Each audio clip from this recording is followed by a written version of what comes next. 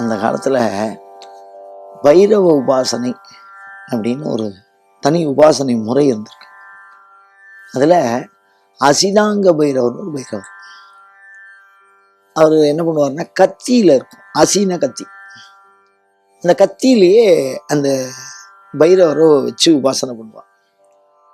அந்த வழிபாட்டு முறைகள் தமிழகத்தில் கிட்டத்தட்ட 40-45 சமயங்களுக்கு மேலே, அதாவது சைவத்தின் உட்பிரிவுகள், காபாலிகம், காலாமுகம், கங்காளம்,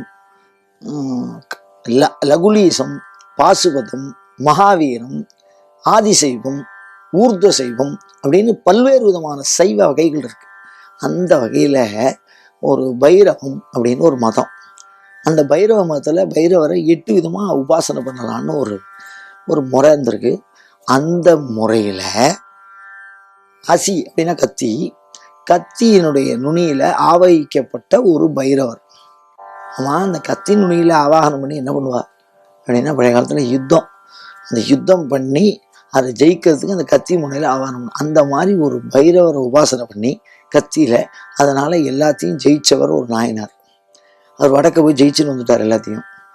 அவர் அந்த கத்தியினால் கொண்ட தோஷம் நிவர்த்தி ஆகிறதுக்கு சிவபெருமான் அவருடைய மகனையே அவருடைய மனைவி பிடிச்சிக்க அவர் அந்த குழந்தைய கொன்று, ஒரு சிறு பசுன்னா சின்ன குழந்தைன்னு அர்த்தம், அந்த குழந்தைய வெட்டி கறி சமைத்து இறைவனுக்கு பரிமாறிய ஊர். அதை யாராவது செய்ய முடியுமா, சிந்திக்க முடியுமா? தன்னுடைய குழந்தைய தாயார் பிடிச்சிக்க ஒரு தகப்பனாரானவன் அருவாமனையில் வச்சு வெட்டி கறி பண்ணி உலகத்தில் சிந்திக்க முடியாதா? அது மாதிரி யாராலையும் எப்பவுமே முடியாது. அது பெரிய தொண்டு. அந்த மாதிரி மனசு, வாளால் மகவு அறிந்து ஊட்டவல்லே நல்லேன், எனக்கு அப்படி ஒரு பக்தி இல்லையே, நான் எப்படி சிவனை பக்தி கும்பிடுவேன் அப்படின்னு அவர் கேட்கிறார். அப்படி வியந்து சொல்லக்கூடிய ஒரு பெரிய பக்தி அவருக்கு. அதை தலைகீழாக சொல்லி இருக்கிறார், சிறு தொண்டன் என்று.